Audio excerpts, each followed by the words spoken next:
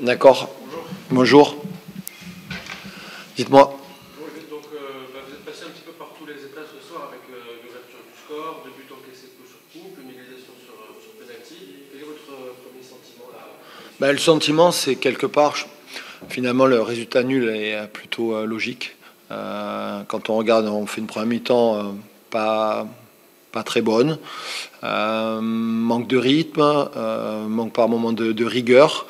Face vraiment à une équipe qui, je trouve, ne mérite pas forcément sa place. On sent même s'il y avait un peu par moment de la fébrilité, mais je suis convaincu, malgré tout, qu'on n'était pas forcément dans le rythme qu'il fallait. Et on a quand même réussi à marquer ce but à la mi-temps, et c'était, je trouve, plutôt une bonne chose. Mais je me doutais qu'en deuxième mi-temps, ça allait être plus difficile parce qu'ils allaient avoir une réaction d'orgueil, et c'est ce qui s'est passé. Justement, comment vous analysez ce début de seconde période? Qu'est-ce qu'il a manqué? À l'image de Caen, ça fait plusieurs fois qu'en deuxième mi-temps, on a un peu plus de mal.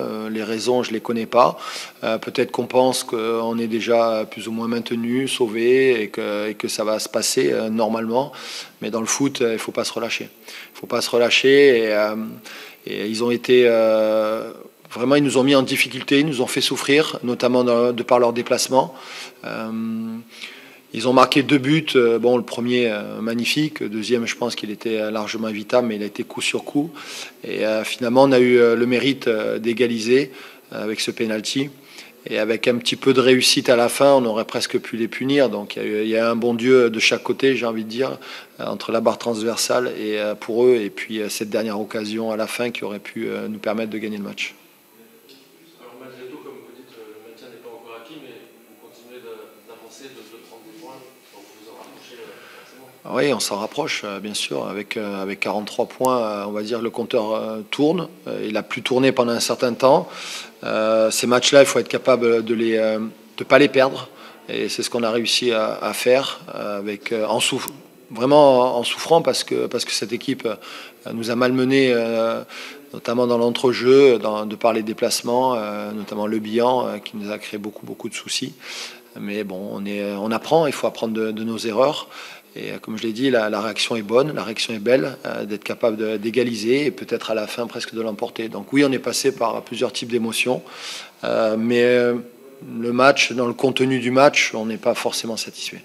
Qu'est-ce qui vous avez dit que la première mi-temps pour vous n'était pas forcément convaincante? Qu'est-ce que vous ciblez à ce moment-là? Parce qu'en première mi-temps, vous êtes quand même rarement mis en danger. Oui, on n'est pas mis en danger, mais sauf que c'est Dijon qui nous impose le rythme, alors que ça aurait dû être à QRM de l'imposer et de le faire. Et dans ce qu'on avait travaillé cette semaine, je trouve qu'on avait vraiment fait une très belle semaine. Et j'ai pas retrouvé ce qu'on a travaillé cette semaine, notamment dans le jeu combiné, dans les 1-2. Et parce qu'en face, on a une équipe voilà, qui aujourd'hui est peut-être pas très bien classée, mais il y a des joueurs vraiment de talent qui ont connu la Ligue 1, et ça se voit sur le plan technique notamment.